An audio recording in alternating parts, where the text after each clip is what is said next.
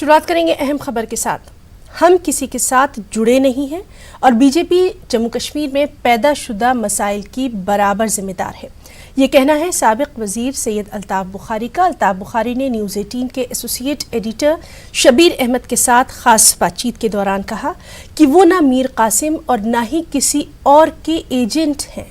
उन्होंने ये भी कहा कि वो और उनके हामी यहाँ की आवाम को परेशानियों से निकालना चाहते हैं। ख्याल रहे कि सैयद अल्ताफ बुखारी कश्मीर में नए सियासी फ्रंट की तश्कील की तैयारी करने की वजह से आजकल सुर्खियों में है। कोई सियासी शख्सियत अगर सबसे ज़्यादा चर्चा में है तो वो है सैयद मोहम्मद अल्ताफ बुखारी। आज हमारे साथ मौजूद हैं, इनसे बात करेंगे। कई चीज़ें हैं जो सियासी उफ़क़ पर आज कश्मीर के चल रही हैं। अल्ताफ साहब, आपका न्यूज़ 18 में खैर मक़दम। पहली बात, अब तकरीबन साफ़ हो गया कि एक नया मुहाज़ आ रहा है और उसके रूह रवां आप हैं। क्या है ये मुहाज़ और किस तरह के लोग इसमें हैं? देखिए, मैं ये वाजिया करना चाहता हूँ, ये कोई महाज नहीं है। हम इंडिविजुअल लेवल पे कुछ साथी मिले जो वो वज़रा रह चुके हैं या एमएलए रह चुके हैं या एमएलसी रह चुके हैं या दानिश्वर तबके से हैं या लॉयर हैं, सोसाइटी के मुख्तलिफ तबकों से, जिनसे ये कश्मीर में जो इस वक्त हालात हैं, लोगों की सफरिंग्स हैं जम्मू कश्मीर में, मईशत हमारी बैठी हुई है, टूरिज़म बैठा हुआ है, दुकानदार बैठा हुआ है, हमारा इंडस्ट्रियलिस्ट बैठा हुआ है, मतलब है कि हर एक सेक्शन सोसाइटी का बैठा हुआ है। हमने कहा किसी को तो सामने आना है लोगों की बात करने के लिए। देखिए, मैं बताऊंगा, अगर हम सब अच्छे दिनों का इंतज़ार करें और उस दिन हम कहें कि अब हम लोगों की बात करेंगे, शायद वो सबसे बड़ी ज़्यादती हमारे अपने ज़मीर के साथ भी है और लोगों के साथ भी है। हम लोग सामने आए, ये सही बात है। शायद ये दिमाग का फ़ैसला नहीं हो सकता है। क्यों? ये दिल का फ़ैसला है। दिमाग के फ़ैसले के मुताबिक ये होता है कि कोई चीज़ कहने से पहले लोगों को तैयार करो। लेकिन जब तक हम लोगों को तैयार करते कि भाई आपकी बात करने निकले हैं, जैसे 370 5 अगस्त को एब्रोगेट होने के बाद तरह तरह की परेशानियां लोगों के जहन में आ गई।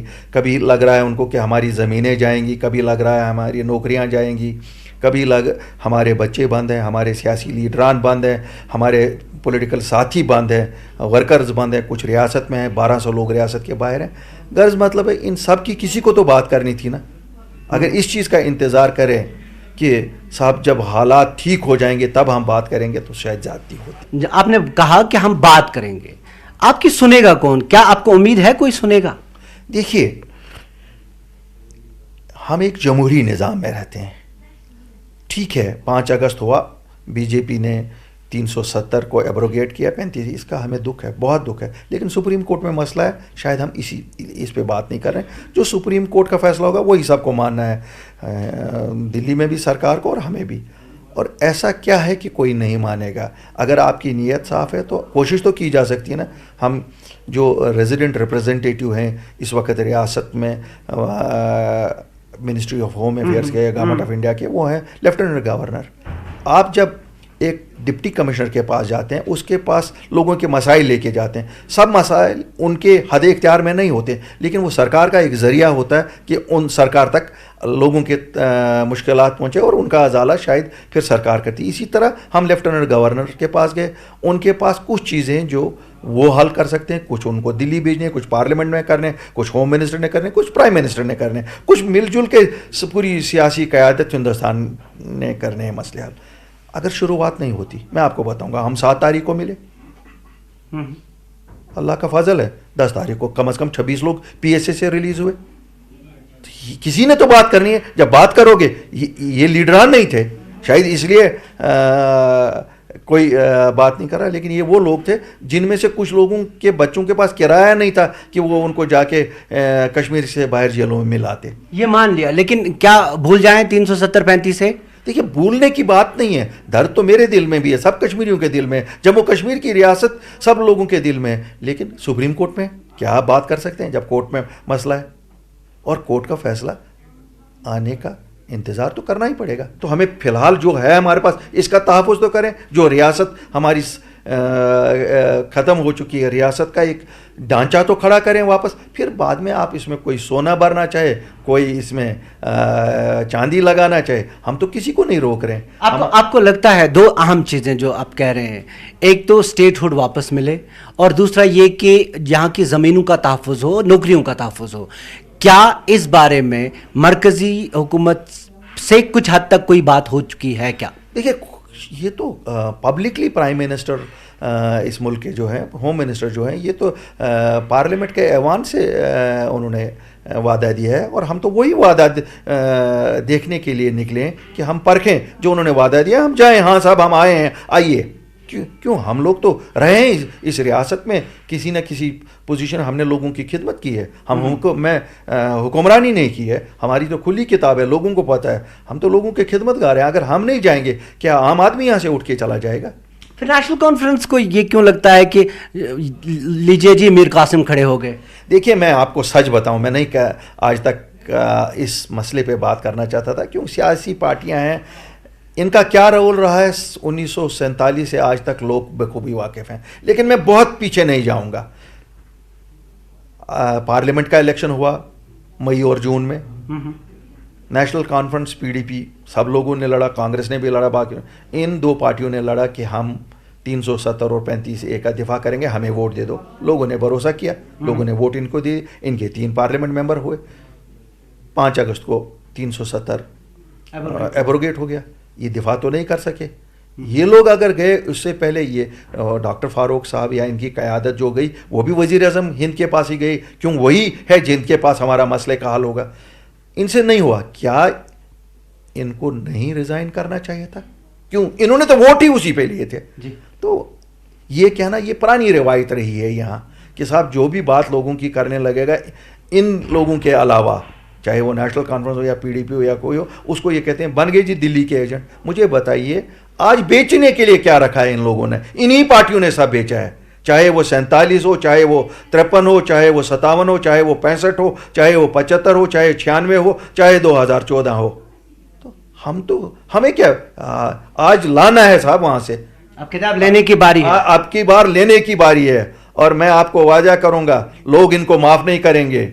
ये कहना काफ़ी नहीं है कि हमारी क़यादत बंद है। अगर ये सब सियासत अपने दफ्तरों से कर सकते हैं, अगर ये लोगों पे इल्ज़ाम तराशी कर सकते हैं, और ये क्या कहना हुआ कि लोगों के मसले नहीं उबार सकते, फिर हम किस लिए हैं? जब बीजेपी लीडर कहते हैं कि ये जी अल्ताफ़ साहब को अलग पार्टी मुआज़ बनाने की क्या ज़रूरत है, हमारे दरवाजे तो खुले हैं, हमारे साथ मिल जाएं, तो इन चीज़ों को थोड़ा सा ये दुआ मिल जाता है। देखिए, मैं आपको बताऊंगा, बीजेपी हो, नेशनल कॉन्फ्रेंस हो, पीडीपी हो या कांग्रेस हो, सब जिम्मेवार हैं।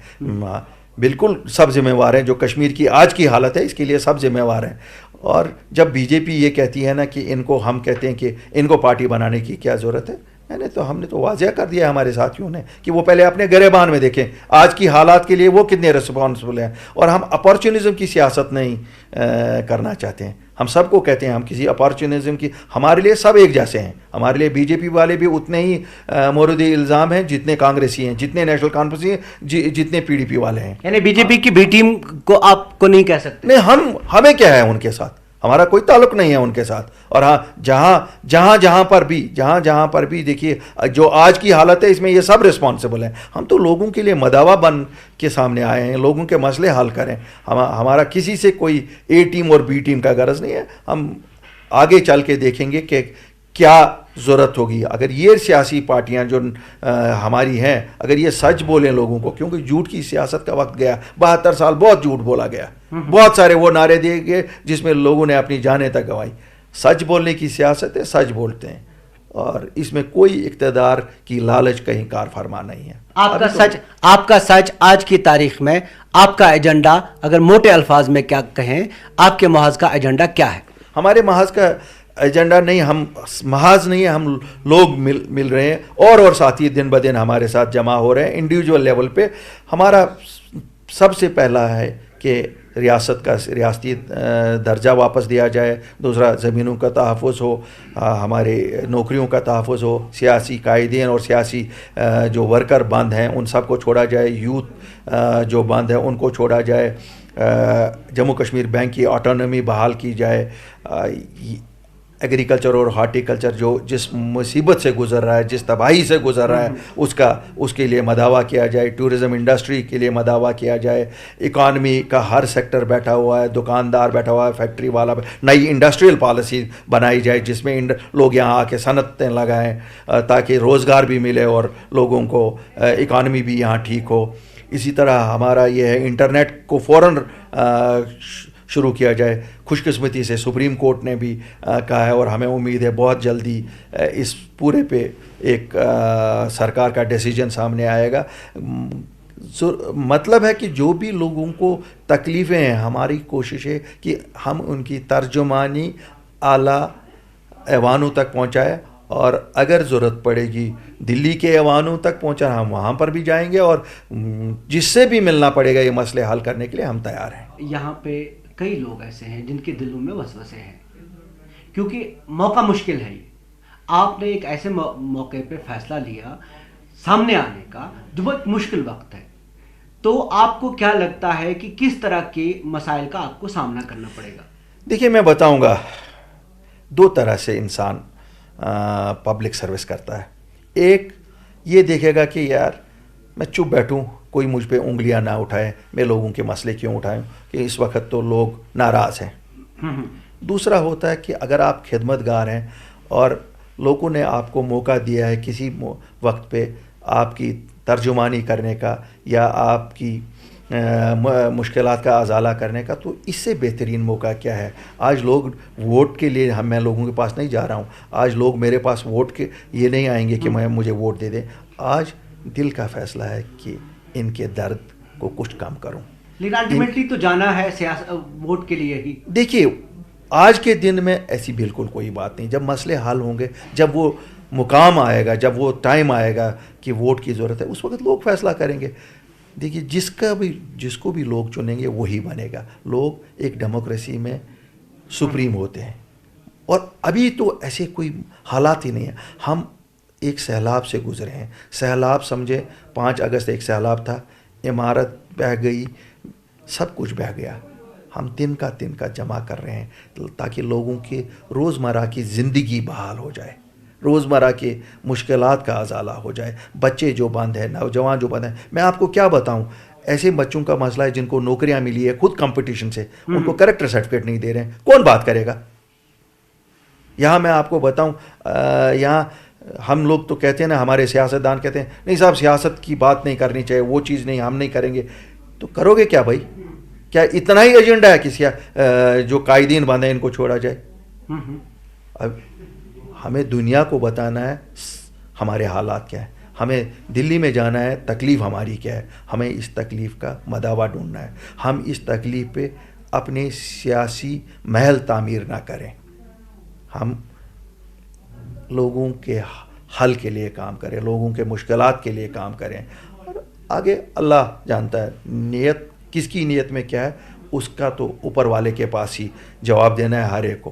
बाकी मैं नहीं चाहता हूं कि मैं बाकी सियासी पार्टियों के बारे में बात करूं, लेकिन मुझे बताइए, अगर आप दफ्तरों में मीटिंग कर रहे हैं इसलिए कि उसको निकालो, इसको कौन निकालता है? अगर सियासी कायदीन बंद है, अगर एक पार्टी की सदर साहिबा बंद है, अगर उस पार्टी के वाइस प्रेसिडेंट साहिबा, डिसिप्लिन कमेटी बंद है, तो क्यों निकाला उन्होंने अपने लोगों को? मैं वही बात कर रहा था, पीडीपी से वो किन की बात कर रहे थे? वो भी तो लोगों की बात कर रहे थे। वो एजेंडा नहीं है क्या? उस पार्टी का पैटर्न नहीं गया मिलने के लिए? अच्छा किया उन्होंने, लेकिन क्या दोगलापन क्यों? और ये कौन है जो ये फैसले कर रहा है? अगर वो लोग बंद हैं, अगर लोगों की बात नहीं आप कर सकते हो, तो क्या आप इस चीज़ की सियासत कर सकते हो कि किसको निकालोगे किसको रखोगे? निकाला क्या है वो उनका अपना ज़ात पार्टी का मसला है, लेकिन ये कौन कर रहा है? मुझे तो नहीं लगता है। अगर लोगों की तर्जुमानी करना गुनाह है तो मैं दावत देता हूँ पूरे जितने भी पॉलिटिकल क्लास है यहाँ, जिस पार्टी में, आइए ये गुनाह मिलजुल के करें और लोगों के लिए इनकी मुश्किलात का मदावा ढूंढें। आपने कहा कि कई मकतबे फ़िक्र से लोग हैं जो आपके साथ जुड़ रहे हैं। क्या नेशनल कॉन्फ्रेंस से लोग आपके साथ जुड़ रहे हैं? देखिए, मैं नहीं कहूँगा, जो मेरे साथ लोग जुड़ रहे हैं वो अपनी पार्टियों से बालातर उठ के जुड़ रहे हैं, अपनी इंडिविजुअल कैपेसिटी में जुड़ रहे हैं। वो हर लम्हे तबके से, हर सियासी इससे उसमें उन किसी का ताल्लुक, मैं जब मेरे पास कोई आता है हम ये नहीं देखते हैं कि ये पीडीपी से है, ये नेशनल कॉन्फ्रेंस से, हम ये देखते हैं कि इसके दर्द, दिल में भी दर्द है लोगों के लिए, हम उस दर्द को लेके इकट्ठे हो रहे हैं। हमें और ये कोई नहीं है कि कौन किससे क्या सियासत और क्या सियासी नज़रिया है उसका है। आज का दिन सियासी नज़रियों का दिन नहीं है, आज का दिन लोगों को मदावा करने का दिन है। आप पीडीपी के मिनिस्टर ही नहीं थे, आप उस पार्टी में एक तरह से एंकर का भी काम किया आपने कही, तो आपसे भी सवाल बनता है अल्ताफ साहब, आप पीडीपी में क्यों रहे जब आपने देखा कि काम गलत हो रहे हैं? देखिए, मैंने पीडीपी में, जिस वक्त पीडीपी में ये सवाल आया 2014 में, मैंने उस वक्त भी इस चीज़ की मुखालफत की जिस चीज़ के लिए लोग आज उनको गुनहगार ठहराते हैं। मुझे फ़ख्र है और अल्लाह ताला ने मुझे उस वक्त भी ये कुव्वत और ताकत दी कि मैंने उनको सच बोलने की हिम्मत की। रिकॉर्ड पे है, ये डंके की चोट पे मैं कहता हूं। आपने कहा कि बीजेपी के साथ में ये गलत फैसला है, जो फैसला बीजेपी के साथ मिलने का, जो हाँ, ये बिल्कुल गलत फैसला था। और ये उस वक्त मुझे खुशी है आज उसी कायद, जिस उस पार्टी के कायद ने जो फैसला किया था, उसी के घर की उनकी पोती आज वो कह रही है कि वो गलत फैसला था। मुझे आज खुशी हो रही है कि उन लोगों को भी ये आज एहसास हो रहा है कि ये जो गलतियां उन्होंने की वो उन्होंने पूरे कौम को मुसीबत में डाला। लेकिन उन्होंने इल्ज़ाम आप पे भी लगाया कि आप भी उनमें शामिल थे जिन्होंने दूसरी बार बीजेपी के साथ उनको मिलवाने का काम किया। देखिए, महबूबा जी बहुत कुछ कहती हैं और उस इंटरव्यू के बाद उस इल्ज़ाम को लोगों ने 2019 में जब उन्होंने इलेक्शन लड़ा तो जवाब दे दिया। सियासत में बहुत सारी चीज़ों का जवाब बातों से नहीं दिया जाता है, लोग देते हैं और लोगों ने उनको जवाब दे दिया। शायद इससे बड़ा जवाब उनकी ज़िंदगी में कभी नहीं मिलेगा। 4 कॉन्स्टिट्यूंसियों को उन्होंने रिप्रेजेंट किया था एज एमएलए, 4 में वो हारी और अनंतनाग जहाँ से वो चीफ मिनिस्टर बनी थी वो 3रे नंबर पर रही। खैर, शर्म तुझको मगर आती नहीं। शुक्रिया अल्ताफ साहब हमसे बात करने के लिए। ये थे सैयद मोहम्मद अल्ताफ बुखारी जो अपने एजेंडा को बयान कर रहे थे कि फ़िलहाल उनका यही एजेंडा है कि लोगों के मसाइल का मदावा हो और बाद की सियासत बाद में। जहांगीर अजीज़ के साथ शब्बीर अहमद, न्यूज़ 18 उर्दू, श्रीनगर। कुछ और अहम खबरें भी। भीम आर्मी चीफ चंद्रशेखर आज़ाद की जमानत अर्जी पर 30 हज़ारी कोर्ट ने समाअत की। अदालत ने दिल्ली पुलिस को फटकार लगाते हुए दरियाफ्त किया कि कौन से कानून के तहत किसी मजहबी मुकाम के सामने एहतजाज करना मना है। अदालत ने पूछा कि क्या दिल्ली की जामा मस्जिद पाकिस्तान में है। वाज़ेह है कि जामा मस्जिद के पास शहरियत कानून के खिलाफ एहतजाज करने वालों में चंद्रशेखर भी थे। अदालत ने कहा कि चंद्रशेखर उभरते हुए सियासतदान हैं, उनके एहतजाज करने में आखिर बुराई क्या है। अदालत ने कहा कि लोग पुरअमन एहतजाज कहीं भी कर सकते हैं। पुलिस ने चंद्रशेखर को एहतजाज में शामिल होने और तशद्दुद भड़काने के इल्जाम में गिरफ्तार किया था। जो भी कमेंट्स दिए हैं मैं वो यहाँ पे दोहराना आज नहीं चाहूँगा क्योंकि अभी मैटर सब जुडिस है, परंतु ये कमेंट्स वो कमेंट्स थे जो कि पूरे देश के लिए एक नज़ीर बननी चाहिए, एक सीख बननी चाहिए पूरे देश के लिए। ख़ास तौर पे जितनी भी गवर्नमेंट्स हैं हमारी जो कि उसे कम्युनल करना चाहती हैं देश के माहौल को, तो संविधान जो सभी धर्मों को बराबर की नज़र से देखता है, सभी लोगों को बराबर की नज़र से देखता है, उनके बारे में ये जो कमेंट आज कोर्ट ने किए हैं बहुत ही महत्वपूर्ण थे कि जामा मस्जिद कोई ऐसी जगह नहीं है जहाँ पे प्रोटेस्ट नहीं हो सकते। और दूसरे धर्म के लोग अगर आके वहाँ पे प्रोटेस्ट कर रहे हैं और जामा मस्जिद के लोग ने वेलकम कर रहे हैं तो ये एक बहुत ही पॉजिटिव बात है जिसको पॉजिटिव तरीके से लेना चाहिए, इसको नेगेटिव तरीके से नहीं लेना चाहिए। शाहीन बाग कालिंदी कुंड सड़क खुलवाने की मांग वाली अर्जी पर आज दिल्ली हाईकोर्ट में सुनवाई हुई। हाईकोर्ट ने मामले का निपटारा करते हुए मरकज और दिल्ली पुलिस को हिदायत दी कि वो कानून के तहत कार्रवाई करे और अवामी मुफादात को देखते हुए काम किया जाए। वाज़ेह है कि शाहीन बाग में 15 दिसंबर से शहरियत कानून और NRC के खिलाफ एहतजाजी मुजाहरे हो रहे हैं। इस एहतजाज में ज़्यादातर ख़वातीन शामिल हैं।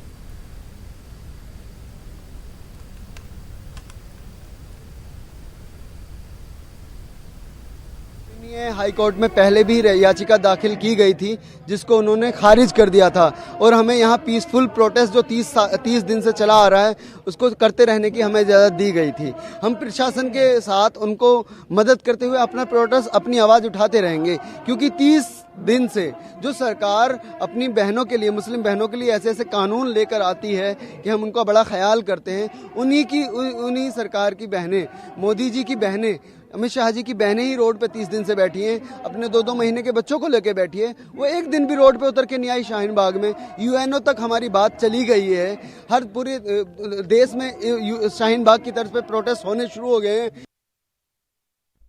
उन सभी बातों को ध्यान में रखते हुए लोगों का समय वेस्ट हो रहा है, फ्यूल वेस्ट हो रहा है और रेड लाइट्स पे 20-20, 25-25 मिनट रुकना पड़ रहा है। इन सब को देखते हुए माननीय न्यायालय ने निर्देश पारित करे हैं कि जो भी संबंधित रिस्पोंडेंट है, जो भी पार्टीज हैं, उनको इस सभी चीजों को ध्यान में रखते हुए, लार्जर पब्लिक इंटरेस्ट को ध्यान में रखते हुए और इस पे और लॉ एंड ऑर्डर को भी असेस करते हुए इस पे उचित कार्रवाई तुरंत करनी चाहिए। देखिए, अभी कोर्ट ने ऐसी बात कोई कमेंट नहीं की है।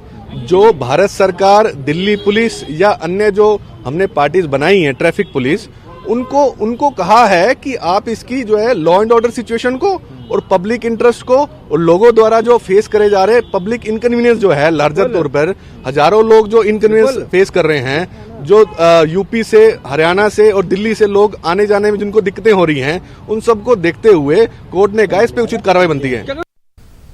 कांग्रेस लीडर अधीर रंजन चौधरी ने मुतालबा किया है कि पुलवामा वाक़े की फिर से जांच कराई जाए। अधीर रंजन चौधरी का कहना है कि ये सवाल लाजमी है कि पुलवामा हादसे का असल जिम्मेदार कौन है। इस मामले पर सियासत भी गर्मा गई है।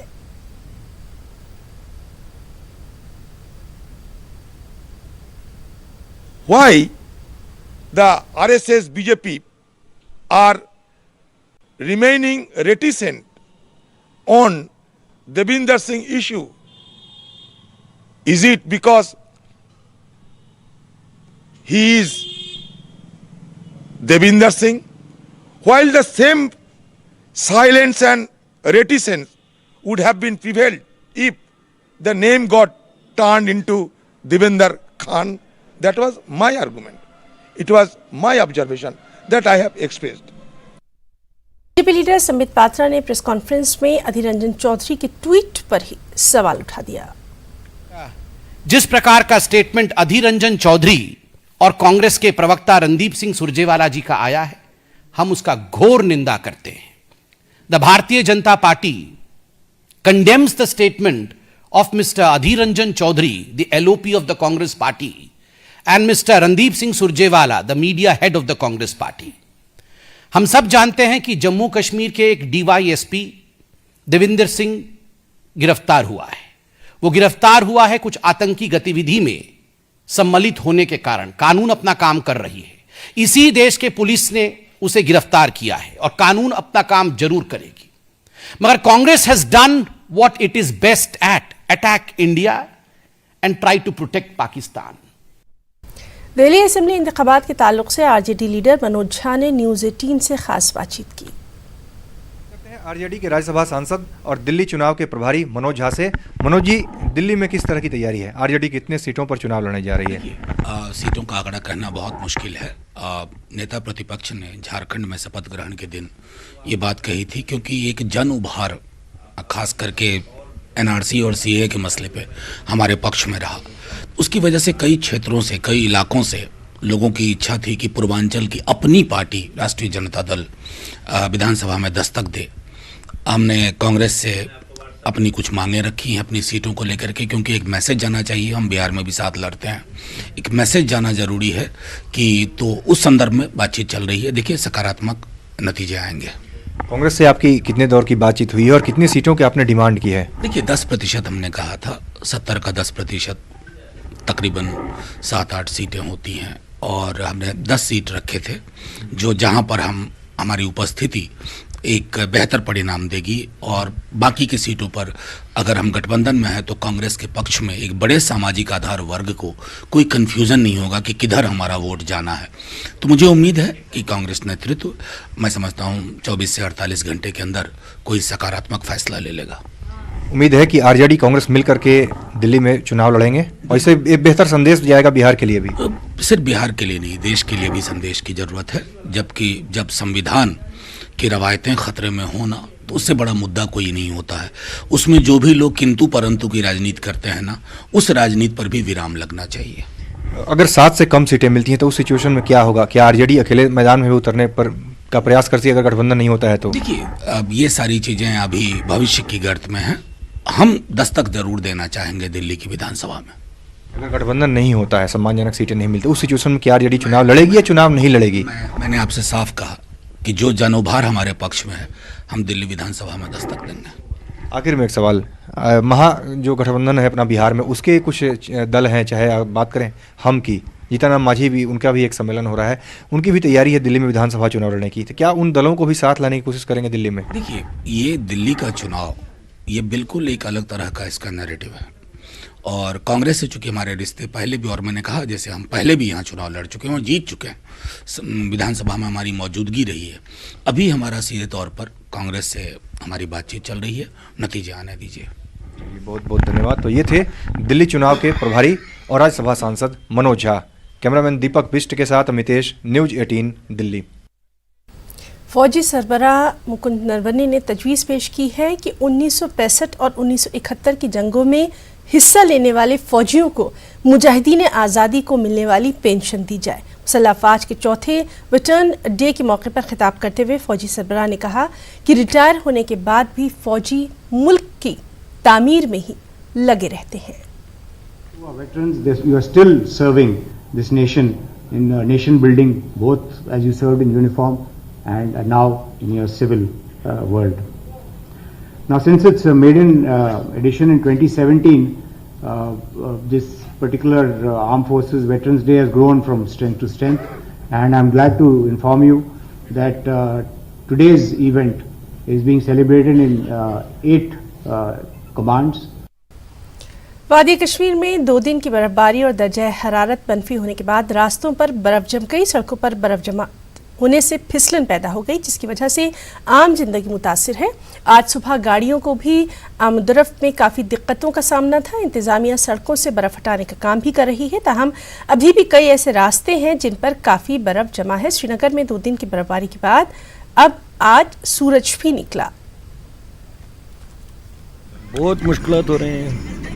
स्पीड तो सिर्फ 10 किलोमीटर तक चलनी पड़ती है, तो उसके अलावा कुछ नहीं, क्योंकि बर्फ़ तो हटाई नहीं गई है पूरी सड़क से। सरकार की तरह से कोई इम्तिहान ये नहीं लिया गया है, बस अभी तो बहुत सी प्रॉब्लमें हो रही है, ट्रैफिक में प्रॉब्लम हो रही है, गाड़ियाँ स्लिप कर रही है, अभी बहुत सी प्रॉब्लम है। वादी कश्मीर में 2 रोज़ की शदीद बर्फ़बारी के बाद आज मौसम साफ़ हो गया है। यहाँ पे अगर हम आज की बात करें तो अच्छी खासी धूप खिली हुई है यहाँ पे, लेकिन धूप खिलने की वजह से और जो रात को माइनस टेम्परेचर यहाँ पे रहा है, उसकी वजह से जो सड़कें हैं वो मुंजमद हो गई है। सड़कों पे जो बर्फ़ है वो पूरी तरह से जम गई है, जिसकी वजह से लोगों को चलने फिरने में काफ़ी मुश्किलात दरपेश हैं। हमने सुबह देखा, सुबह से ही जो ट्रैफिक की नकलो हमल है यहाँ वो बहुत बुरी तरह से यहाँ पर मुतासर हुई। गाड़ियों को काफ़ी स्लिप्स हुए और काफ़ी सारे एक्सीडेंट्स भी हुए। अगर हम दर्जा हरारत की बात करें तो कल रात का दर्जा हरारत यहाँ पे -2.7 रहा श्रीनगर में, और बाकी जगहों पे भी